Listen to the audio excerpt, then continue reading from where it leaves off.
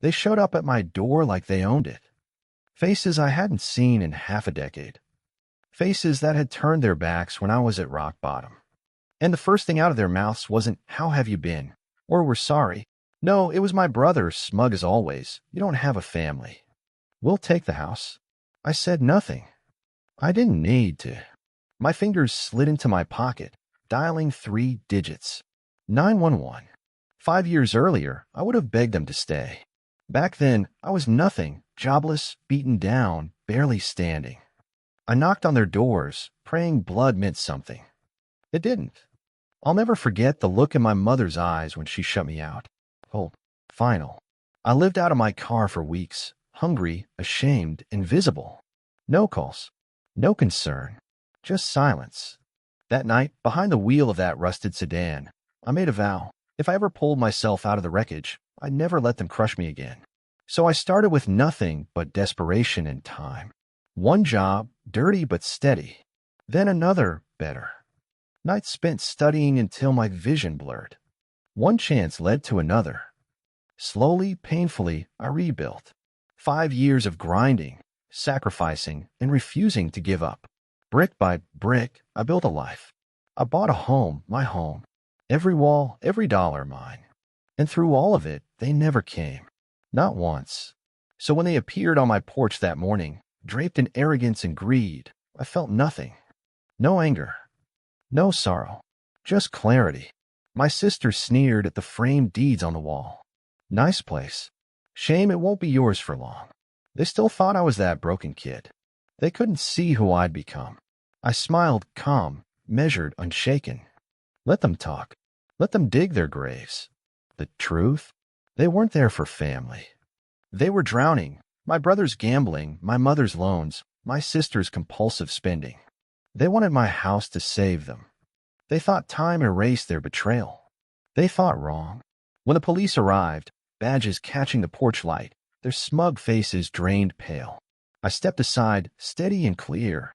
These people are trespassing. I already have a restraining order against them. Their heads snapped toward me. Restraining order? Yes. Filed months ago, the second I heard rumors they might come sniffing around. I was ready. The officers asked for IDs. My family stumbled, stammered, tried to spin their lies. But I had every record, every document. They were nothing here. Not family. Not welcome. Not entitled. As the cops led them away, my brother spat his last venom. "You'll regret this. You'll die alone in this house." I leaned in close enough for him to hear my steady whisper. Better alone in my own home than surrounded by snakes in theirs. His rage cracked, but I didn't. Not anymore. Because revenge isn't always loud. Sometimes it's silence. Sometimes it's standing tall while they collapse. They believed they could walk back into my life as if nothing had happened, as if time had frozen for them to return whenever it suited their needs. They forgot something crucial. I had erased them long before today. The moment they turned their backs on me, I stopped being their blood. Family isn't just a word. It's loyalty, it's presence when the world caves in.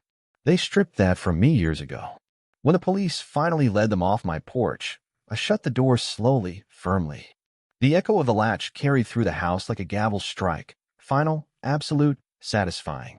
For the first time in years, I drew a full breath without weight on my chest. They had come expecting to claim what I had bled and clawed to build. But in the end, they left empty-handed. They couldn't touch my house. They couldn't touch my dignity. They couldn't even touch the space I stood in. I walked to the center of my living room and let the silence wrap around me. My hands were steady, my heart calm. The walls surrounding me weren't just wood and brick. They were proof. Proof that I was no longer the broken, desperate soul they left behind. Proof that abandonment doesn't end you. Sometimes it forges you. I remembered the nights when I had nothing but hunger gnawing in my gut and the cold seat of a rusted car pressing into my back. I remembered begging, knocking on doors, hoping blood meant bond. And I remembered the slam of those doors, the silence that followed. Those memories used to haunt me. But tonight, they stood only as markers, reminders of how far I had come, how far from them I now stood. I had turned their rejection into resolve, their betrayal into discipline, their silence into focus. They thought they had left me to die. But what they actually did was force me to be reborn. Stronger, sharper, untouchable. They lost me 5 years ago. Today was nothing but a cruel reminder for them, a truth they tried to deny but could no longer escape. I had moved on. I had built something they could never understand because it wasn't made of shortcuts or greed or lies. It was built with pain, sacrifice, and grit, the kind of foundation they could never buy, never steal, never corrupt. And me? I don't carry the burden of anger anymore. That weight served its purpose in the past, but I've outgrown it. I don't need fury to fuel me. I don't need revenge that screams. The greatest revenge, the kind that cuts deepest, is the life I've created without them. A life thriving, stable, untouchable, a life they'll never lay their hands on, never share, never even stand close to again. I smiled in the quiet of my own home, the house still standing, the air finally still. Alone, yes, but free. And freedom, I realized, is worth more than any family who chooses to abandon you. The sweetest revenge isn't payback. It isn't rage. It's standing tall unshaken in a life they can only watch from the outside, knowing they'll never step foot in it again.